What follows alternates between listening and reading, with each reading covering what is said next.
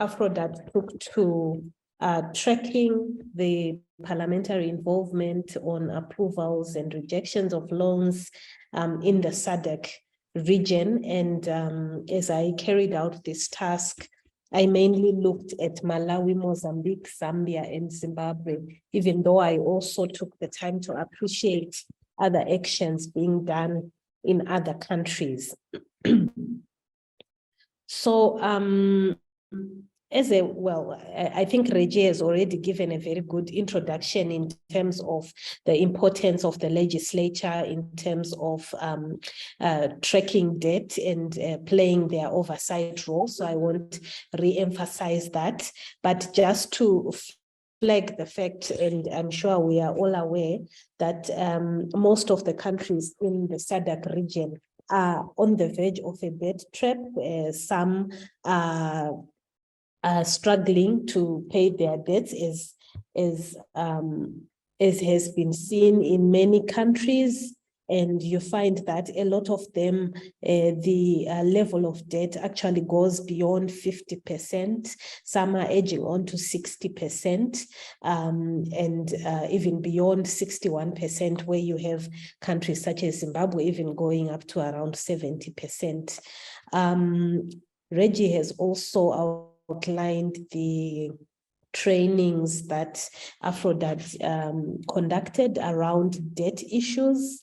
But I think perhaps at this point to just specifically highlight some of the key areas that the parliamentarians were trained on, and that includes value for money tracking, debt tracking, budget analysis, audit analysis, illicit financial flows tracking, and gender and debt management oversight. And this is what really guided the evaluation in terms of looking at how the parliamentarians were then able to make use of the skills gained through those specific trainings.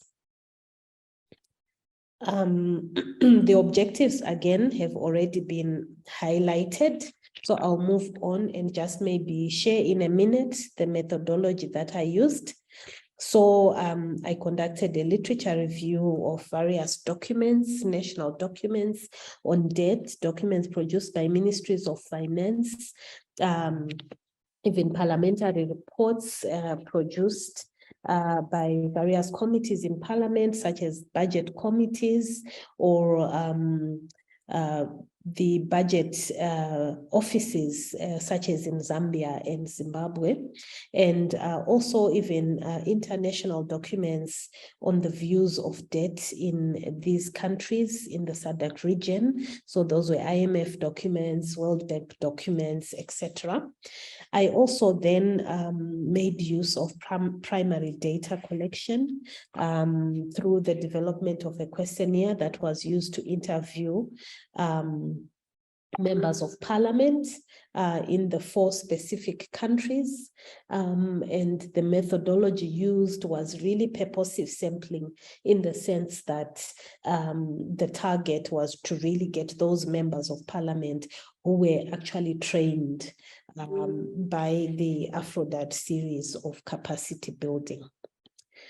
So in terms of key findings, what I then went out to do was to really look at the background of the roles of parliament and the mechanisms that are at play in parliament for members of parliament to bring up issues around debt.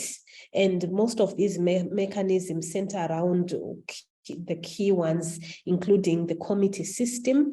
That was one aspect looked at, the committee system in parliament. So in trying to find out the impact of the skills and the work that MPs are doing in parliament with regards to debt, I looked into how the committee system is working and how members of parliament through that system are bringing out a demand for accountability on debt issues. I also looked at other mechanisms in Parliament, such as questions and motions that can be moved by parliamentarians in the House, and also looked at how loose caucuses can work. For example, we know there are women's caucuses in most of the parliaments in the SADC region, and how those can also assist in mainstreaming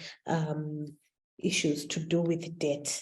So the findings from this evaluation saw that there was an increase in the quality and quantity of debate on debt issues. And this was also found out because when you look at several Hansards from years prior to the ones that we were reviewing in this evaluation, you find that there was very little debate around debt issues. Even after a presentation by a Minister of Finance on debt, there was very little content on debate, and this is probably because of the technical nature of the subject. But what I saw was that the trainings that AFRODAD conducted managed to demystify some of the technical issues that are around debt, and so confidence was built amongst the members of Parliament in terms of them then being able to stand up and debate substantially on debt issues. And the fact that even beyond the training, I noted that some of the members of Parliament also appreciated the fact that information sharing around debt issues also improved, most of it, of course, being shared by AFRODAD, 2 members of Parliament, but just even amongst the members of Parliament themselves. And this also then also helped in making sure that members of Parliament are empowered and informed to debate around debt issues. So you find that most of the debate around debt was centering around periods when the ministers of finance would present a debt report, or during the budget debates, when the ministers of finance would have presented their budget and included the debt issues. And we find that this was trending in most of the countries, and in the 4 countries I can speak of, all of them really having members of Parliament taking up debates during those periods. But most of that debate was centered when the ministers would present debt reports. Now, the second one was a finding on committee actions to demand accountability on debt issues by the executive, and there was an increase actually in the committee actions, particularly by the budget committees in the countries that I reviewed. So for example, I'll say that in Malawi, the budget committee actually then conducted a survey to assess how debt affects the lives of citizens. And this is a report that then observed the potential benefits, but also the potential risks and losses that actually impact on the livelihoods of citizens. And this is a report that they actually presented in Parliament. So these are some of the committee actions that have been taking place. In Zimbabwe, the Public Accounts Committee also conducted a compliance kind of survey where they were checking compliance amongst ministries in terms of public finance management. And this all tied in with then the issues around debt. What we also noticed as I conducted this survey was that the committees also took more action in handling pieces of legislation before them that relate to public finance management. For example, in Zimbabwe, the public finance management bill is currently before Parliament. It has been for the past year or so, and the issues of debt been raised by that committee on budget to be included in a meaningful way in that piece of legislation. We also have Malawi that actually then passed the Public Finance Management Act, which had a lot of input from the members of parliament around also debt issues and improving the legislation around that component on debt. So the committees have really strengthened in terms of looking at debt issues. There is also another component that the committees in parliament, particularly the budget committee, has also been working with the Parliamentary Budget Office where they exist, for example, in Zimbabwe and Zambia, and actually requesting for analysis and information that further enhances the work of the committees. And these are deliberate efforts. So the committees are now taking deliberate efforts around debt issues. And this, if you compare to previous periods, you find that, you know, the committees would somewhat stumble upon issues to do with debt and be more reactionary rather than proactive. But we find an increase now in a proactive kind of approach to debt issues and oversight. Also saw a lot of involvement of Parliament around borrowing associated with COVID-19. And this is also coming out from the fact that members of Parliament had developed that keen eye to issues around borrowing, to issues around debt. And so when COVID-19 came, they were able to then step up and be able to bring the executive to account in the process of borrowing around COVID. Also observed that there has been a general increase in the questions and motions around debt by parliamentarians in Malawi, Mozambique, Zambia, and Zimbabwe, and also beyond that. In terms of looking at the past, you would actually note that the questions around debt not quite visible in Parliament. Yes, they would be, but you'd find that the way they were crafted, perhaps it showed that they were not very informed. Members of Parliament were not very informed even on how to craft meaningful questions where they would get meaningful responses from the ministers. And there has been that improvement. Looking at the Hansards from the different countries, you find that the quality as well as the quantity of questions has also improved, as well as motions. One other important key finding was around the gender mainstreaming around the debt discussions, around whether it's debates in Parliament, whether it's the committee actions, whether it's even the involvement of Parliament around debt or borrowings around COVID-19, or questions and motions. There's a general awareness now amongst members of Parliament that the gender discussion can also be meaningful when we are talking about debt issues. And because debt is such a technical issue, connecting it to gender and other issues that should be mainstreamed was not very easy for members of Parliament in the past. But through a training that AFRODAD did for women parliamentarians, what the feedback coming from the women MPs is that they are now alive to the fact that there is a very important discussion around gender and debt that can actually be made. There are many aspects that can be demanded accountability for around debt, and the MPs are taking it up upon themselves to bring out those issues. Also aided by the fact that those trainings also led to some sort of establishment of a loose network of women MPs across the various countries in the SADC region for information sharing, which also strengthens the confidence of the women MPs and empowers them to continue to spearhead the gender mainstreaming around debt issues, particularly because of the impacts that the disadvantages of debt has on women and girls in our region. Yeah, so those were the main findings.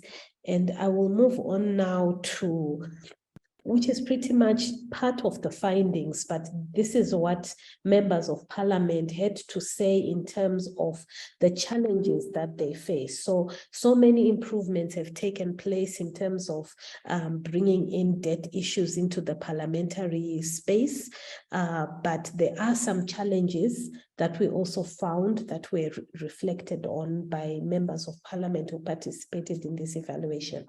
So the first one is weak legislation. And as I mentioned earlier, we have a bill, public finance management bill in parliament in Zimbabwe. We have Malawi that recently passed their public finance Management Act. We have in Zambia as well movements around amending the public finance management legislation. So one of the aspects was legislation remains weak. There has been improvements over the years, but there is still room to really tighten up the screws on legislation that deals with debt.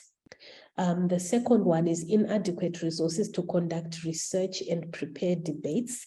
So this is one that fell across the board, that there's so much to talk about when it comes to debt, and you really have to have enough information, you have to have enough knowledge to be able to then raise these issues meaningfully, to debate in parliament, and also to demand accountability from the ministries that handle debt. So this one remains a challenge. And then there's also the aspect of non-full disclosure. So this one is also common across the countries, where you find that the executive does not quite fully disclose issues around debt. So you might find different people have different understandings perhaps of the level of debt within the country, and the executive does not give full information. This is a challenge, but also the trainings that were conducted by AFRODAD have helped the MPs to ask the critical questions that perhaps can lead to disclosure of the pertinent information by the executive. And then lack of skills by parliamentarians on debt issues. Now, this one came out with the members of parliament who were trained, saying that they now understand debt issues to a greater extent than before, but there's still, a very huge number of members of parliament who do not understand debt issues. So there's still a gap in terms of saying that, for example, if a committee, the budget committee, has 5 members who were trained, and the rest of the maybe 20 or so other members are not yet very fully conversant around debt. So that kind of affects the momentum created in bringing up debt issues in parliament. Also, there's a common whipping system that exists in these countries, where each member of parliament belonging to a particular political party, the political parties whip the members into a certain way of looking at issues and into a certain position that should be maintained when they are conducting parliamentary business. And this mostly reflects itself where perhaps members of parliament have to vote in parliament. You find that members from a certain party will always vote the same way and the others the other way. And then non-adherence to the value of money aspect.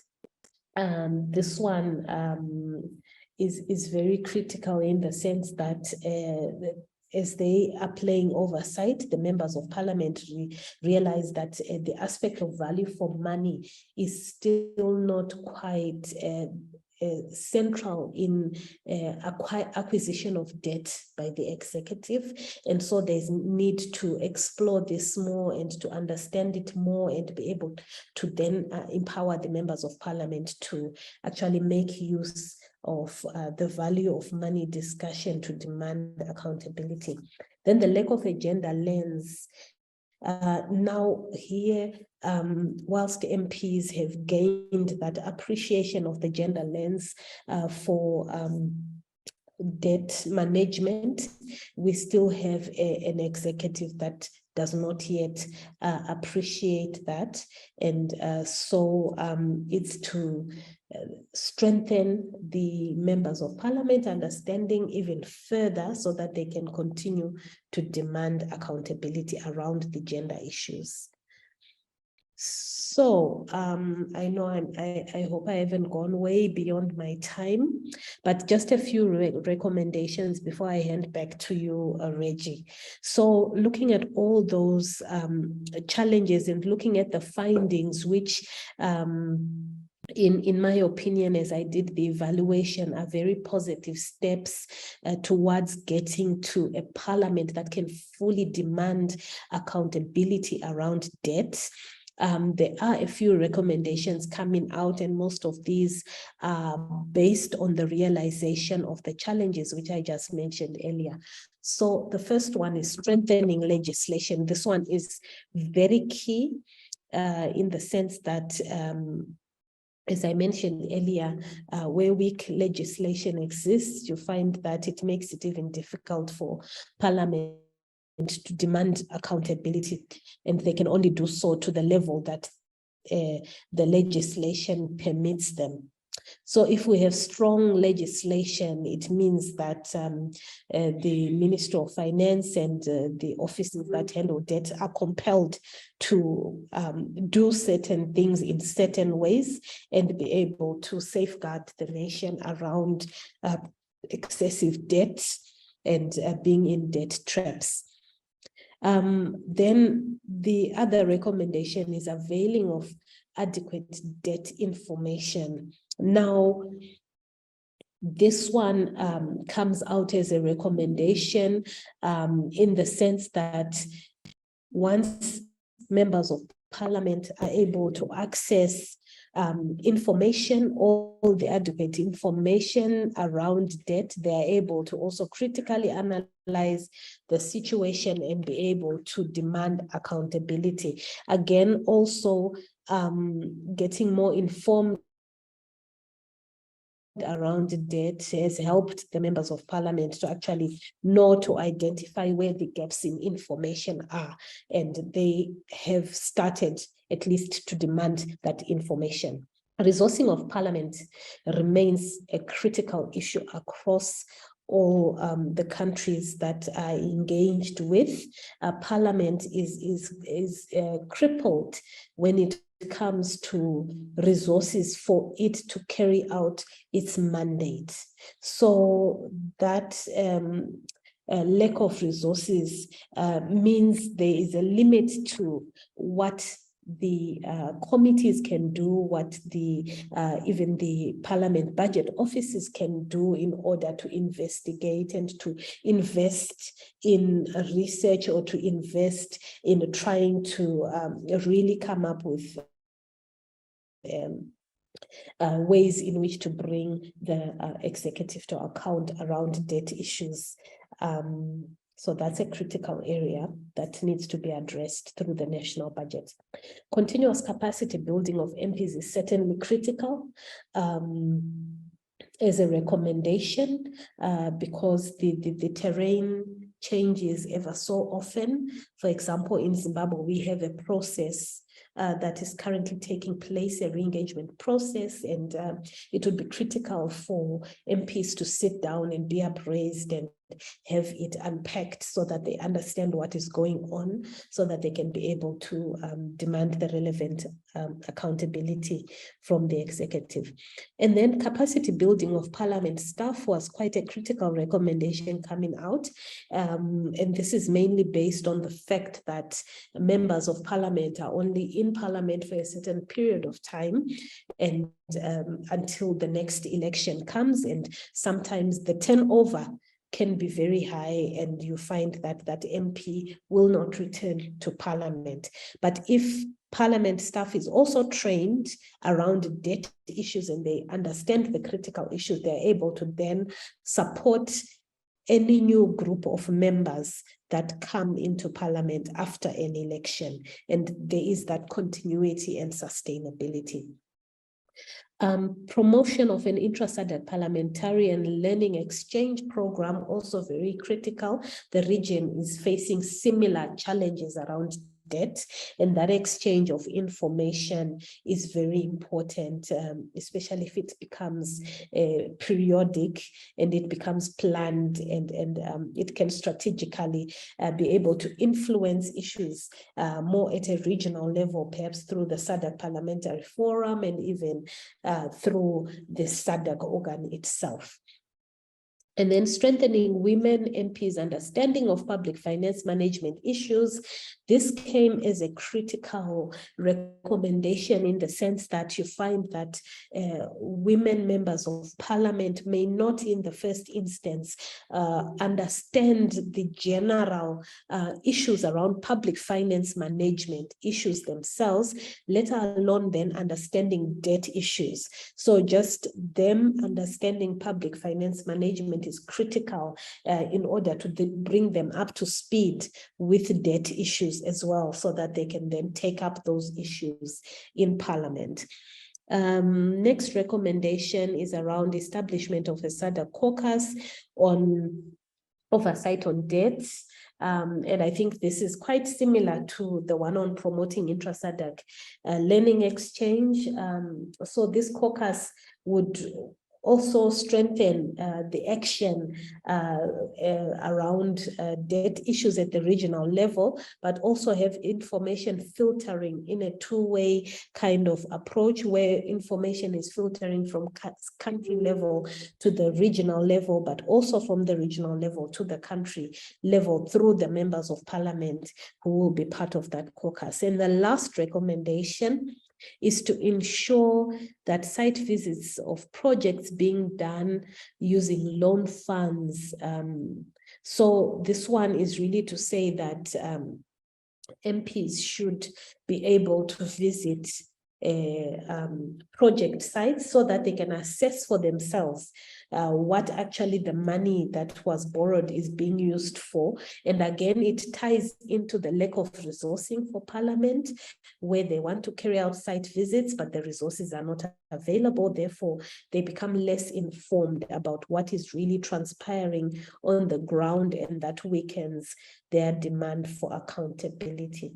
So, in essence, I would say those were the findings and a few recommendations coming out from that evaluation. But on a general note, to say that the efforts through training the members of Parliament is actually a great step in the right direction. That was the feedback from the members, to say that it's a step in the right direction. It is giving energy to MPs to demand accountability on debt and opening their eyes to be more aware of these issues. My presentation is on the findings of the study that led to the development or the production of the policy brief. And I call it Building the Strong Parliament in West Africa. That is in relation to having a sustainable debt management in the region. And then in our work, we try to develop a framework around this strong parliament, and then we're using the 3C lens in terms of context, capacity, and capture. And the context was referring to the milieu and the changing environment in which parliaments function in terms of instability, regime turnover, authoritarianism, and all that. Then capacity is an enabler of organizational performance. We see the parliament as an organization, that has to perform in terms of debt management and the responsible public borrowing. So we need a professional parliament. And then capture focuses on the negative influence of individuals and groups on parliamentary functions, looking at powerful interests led by executive dominance. And so that was in looking at the weakness. And then we also tried to look at the functional training framework in terms of production, adaptation, socialization, and coordination. So the trainings that we assessed, upon which the parliaments and the other stakeholders were assessed, we had 5 trainings. We have the debt advocacy meeting held in Senegal. Then debt management, the same meeting was held in Abuja. We also had the hybrid debt advocacy meeting and training session, and there were 5 of them. The methods of our investigation, we designed a methodology to cover question formulation, literature review and analysis, a survey questionnaire, key format interviews, and then the case study. The case studies were Nigeria and Senegal. And then we also try to address the critical problematic issues emanating from the methodology. So we had to refine and our method to accommodate the guided interview using the Google Forms in English and in French. The sampling frame comprised the training participants with verifiable contacts, that is emails and telephones. So overall, we try to assess the impact of AFRODAD trainings of parliamentarians and other stakeholders, trying to see how the training had enabled them to contribute meaningfully to debates on government loan applications, how they can now engage with the executive arm of government for responsible public borrowing, how they are able to apply rigor and thoroughness to studying debt papers and debt reports, how they're able to develop an eye for details of budgetary framework, how they're able to work with colleagues to ensure that the parliament does not approve loan applications without convincing rationale, and then how they're able to work to ensure that prudent debt management by government, and then if they're able to play an important role in the budget cycle. Budget cycle, how when the budget is introduced by the executive arm, presented to the parliament, then sent to the committee, then having to invite the different ministries, departments, and agencies to defend their part of the budget and all that. The assessment was also covered how they're able to work to ensure that spending decisions align with citizens' needs, how the parliament is active in the annual budget formation. If the parliament does not approve annual estimates without scrutiny, and then a budget implementation process, if they are able to conduct effective monitoring of the budget implementation process as a result of the AFRODAD training. Now, very quickly, the survey results showed tremendous impact of the trainings offered by AFRODAD, but there were issues. First is that governments in ECOWAS are still involved in what has been referred to as indiscriminate borrowing by segment of the civil society. For example, Nigeria's total debt stock grew from 39.56 trillion naira in December 2021 to 41.60 trillion naira in the first quarter of the year 2022. Senegal too had reached a staff level agreement with IMF on economic and financial policies to the tune of $217 million as at May 2022. This can be explained anyway, because these governments were borrowing to avoid a near economic recession. But don't forget that we have an all-powerful executive that will use various instruments to weaken the parliament. When you see the report, the policy brief itself, you see how we try to give examples. Those who have appeared to have not allowed the executive arm of government to go on borrowing, how in subsequent elections they were not able to make it back to the parliament. There are examples. So it's part of the instrument that is used by the executive to ensure that there is a turnover in the parliament.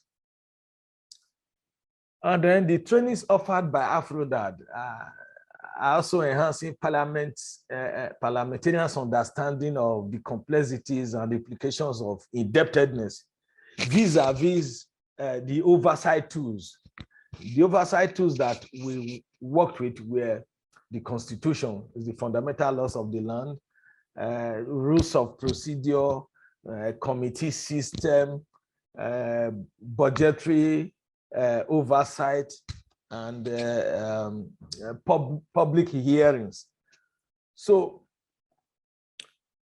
in particular, we discovered that parliamentary rules of procedure were useful in advocacy and work for responsible public borrowing. So based on the findings, the respondents believe that parliamentary rules of procedure were useful in their work to ensure that government borrows responsibly.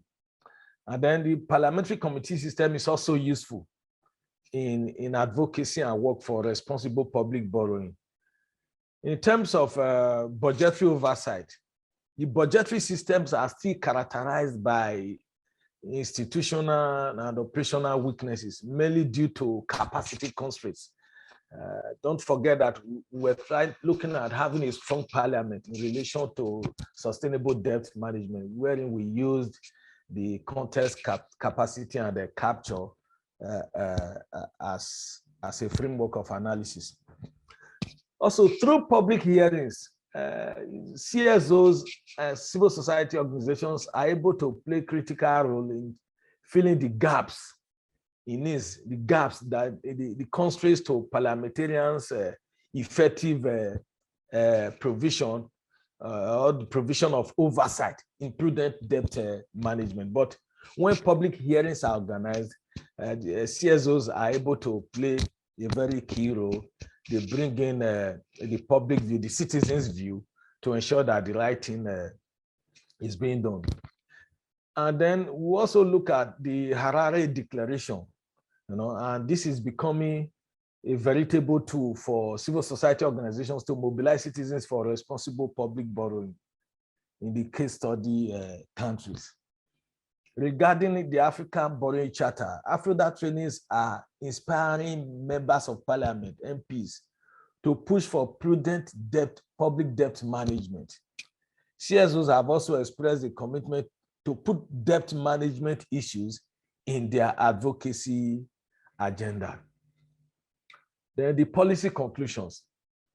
One, parliaments have a responsibility to keep an eye on domestic and foreign debt management, as well as public procurement, particularly in the vulnerable sectors, the health sector, including the long COVID-induced emergencies. Number two, parliaments in ECOWAS are duty-bound to deploy mechanisms towards averting the impending debt distress, thereby avoiding the feared lost decade in countries that are being threatened by debt management. Number three, the trainings offered by AFRODAD and its partners cover the three dimensions of capacity, human capacity, organizational capacity, and then the institutional capacity. For example, the training addressed analytical skills for members of parliament, parliamentary staff, and other stakeholders. That is a human dimension. Then in terms of the organizational dimension, when you preparing members of parliament for a shared purpose in public debt management, in terms of having a sustainable debt management plan, that is organizational. Then the institutional dimension can be found in the 2021 Harare Declaration, which is being reinforced now, or has been reinforced by the African Conference on Debt and Development 2 that was held in 2022. Also, that's number 4. Future trainings. This one is a recommendation. Future training should be evidence-based. That is, no training without first conducting a research. Perhaps the synthesized policy brief that we're expecting from AFRODAD would go a long way to suggest the direction of future trainings. But here in ECOWAS, we are looking at issues of public debt management. It must be captured. Budgetary process must be captured in the training, by the training. Stakeholders interface. For example, how do the CSOs interface with members of parliament? What are the veritable platforms that would enable effective interface? Then monitoring, then reporting, as well as convincing the executive arms on responsible public borrowing. Trainings should focus on these areas. And then future trainings can also factor into the prepared orientation for new and then returning members of parliament prior to inauguration. We've just had elections in Nigeria now, and by June, maybe the first or the second week of June of this year, the National Assembly, that is the Senate and the House of Representatives, would be inaugurated. It is desirable, it would be fine if the orientation program is being organized to capture the areas that have been mentioned, for future training, so that before they start business, they will be aware that debt issue is a big issue that must be addressed by them while in session or at the committee level. And then another policy conclusion is that the relevant committees on budget, finance, and loans should be identified for differentiated trainings in future.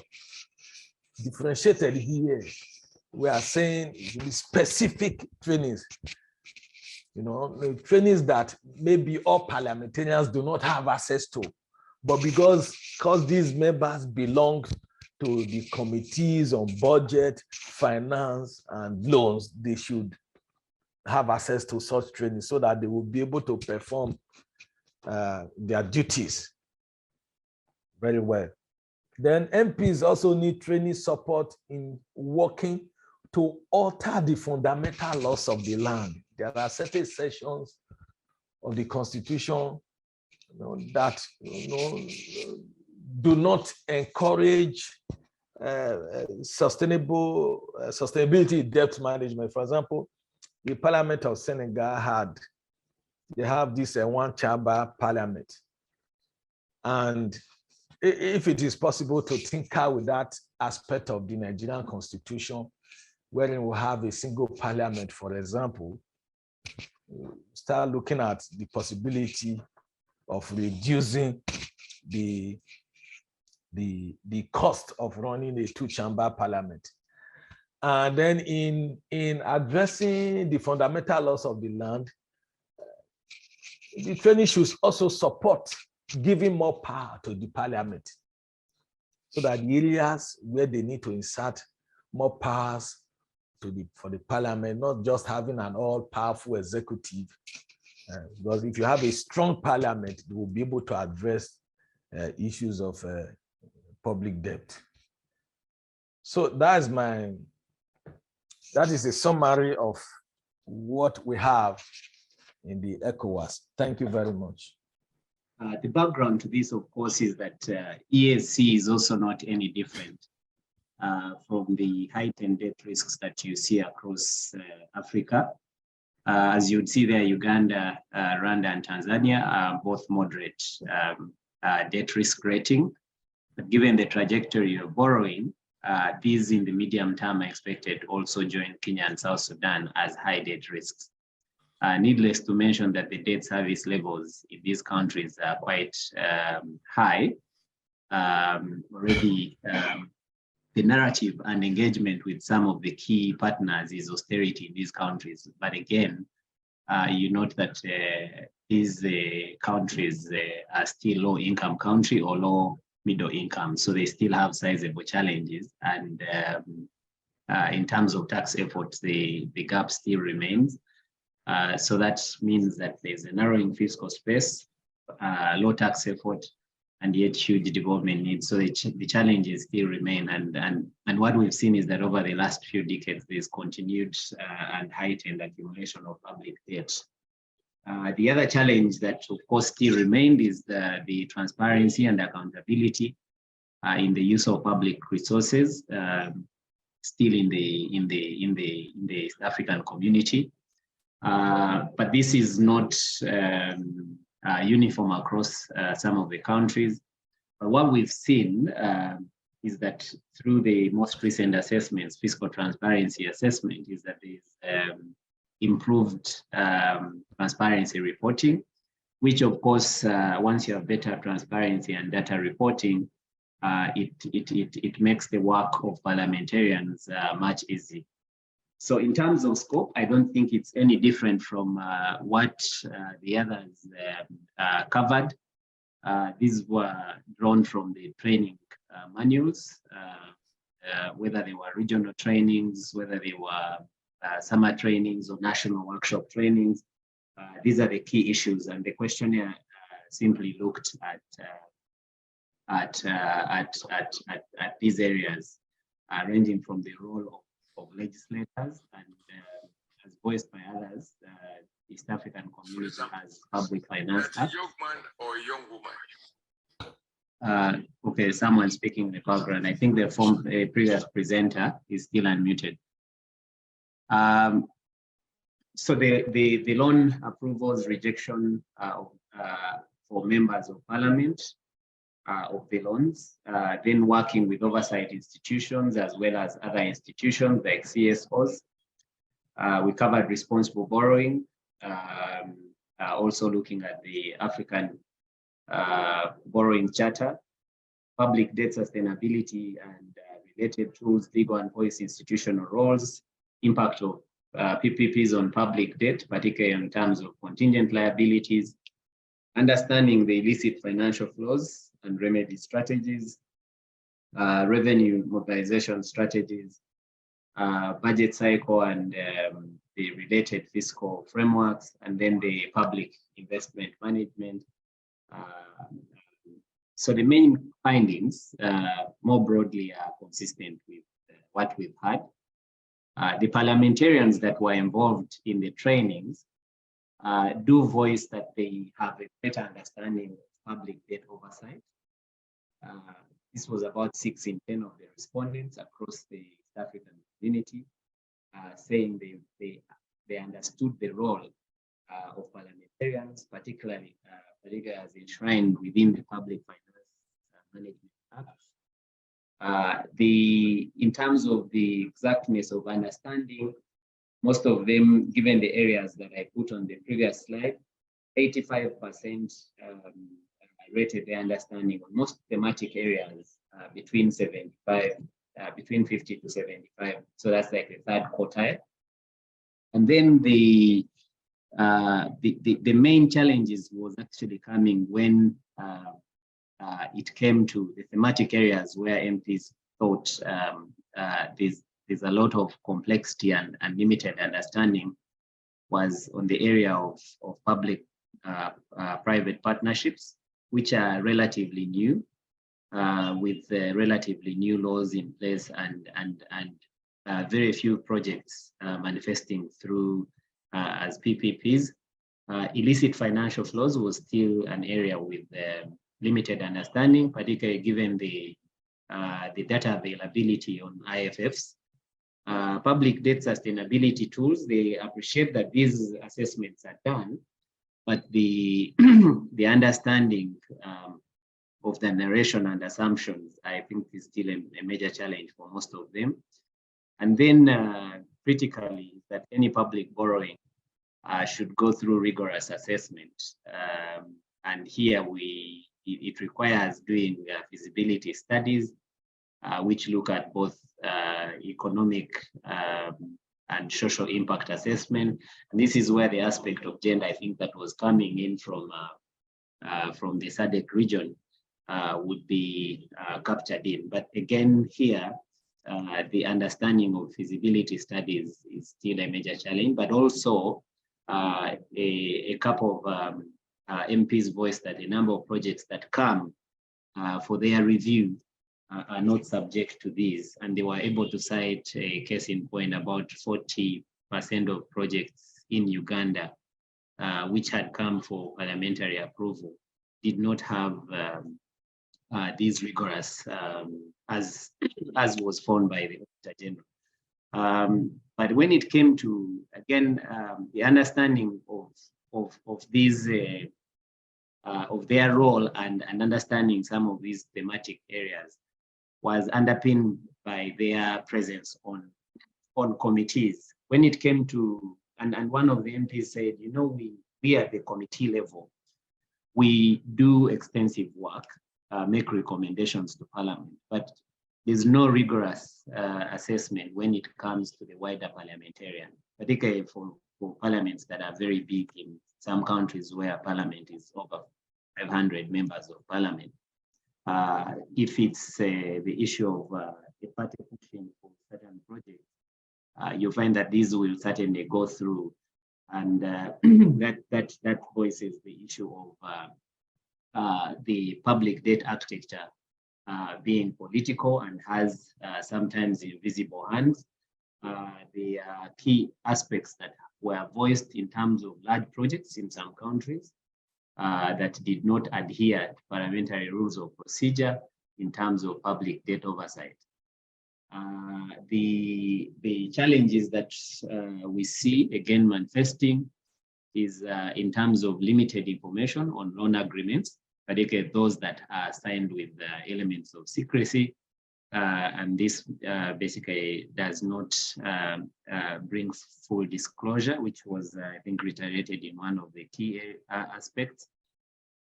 Reporting and analyzing of public debt has improved. However, the timeliness of reporting also affects. It is required by most public finance management acts that the annualized borrowing plans actually published as part of the budget process, which budget process then is subjected to parliamentary scrutiny. But in some instances, this is not done. But also, the annualized plan does not provide the level of detail in terms of the fiscal risks, the interest cost, and other dimensions. So that level of reporting also affects the level of public scrutiny. I think a case in point is also in one of the countries where they say for domestic debt, we don't simply get the details because we're just borrowing for recurrent nature. So there's no feasibility assessment. All we get is block amount, which is going to, finance recurrent activities. But in most of these public debt borrowing is what is also used to finance supplementary budgets, some of which goes to foreseen activities which would not have been as per the Budget Act So that again points to the level of political dimensions and also capacity to effectively plan by technical institutions. So the other is in terms of public investment management, which I alluded to, from planning to oversight. And again, here parliamentarians did voice that, we have a lot of loans that are being approved.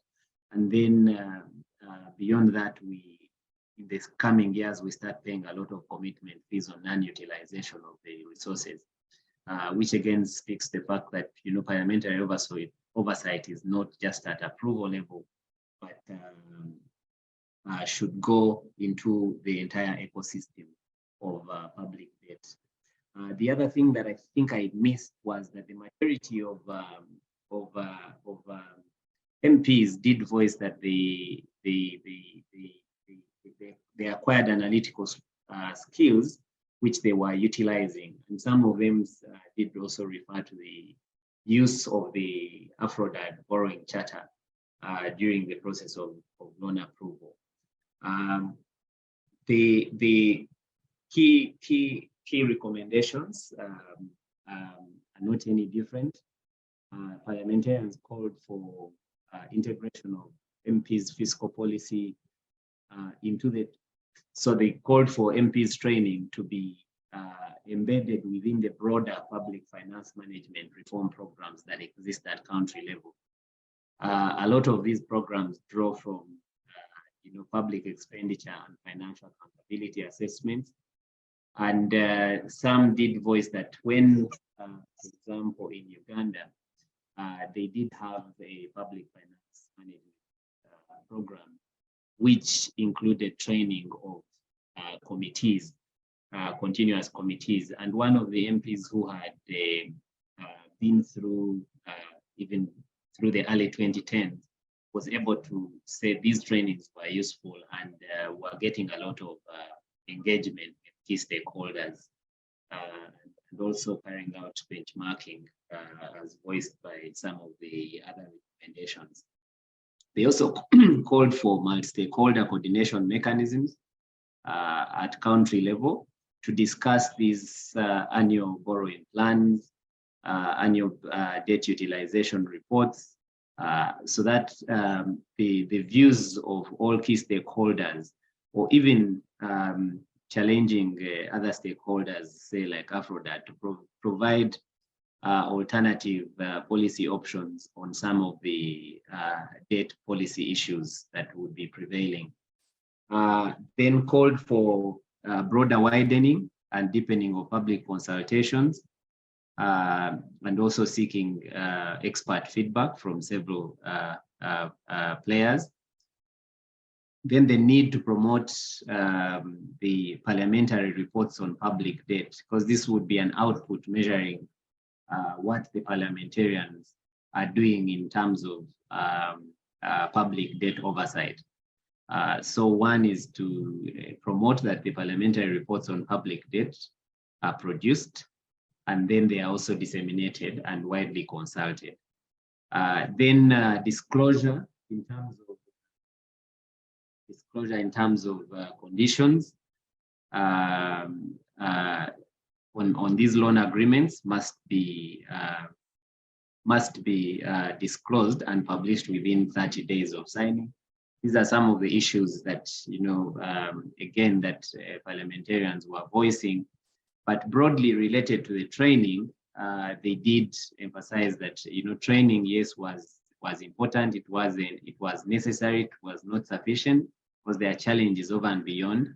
But it was a key underpinning that if we don't understand the issues, we can't carry out oversight. So training was the key, and that, as you noticed, only 60% said they really had proper understanding of the public debt architecture. So the 40% still need retraining, but then the aspect of widening and also extending emphasis on some of those areas where there was limited understanding would be quite critical. So that is it in terms of the ESC.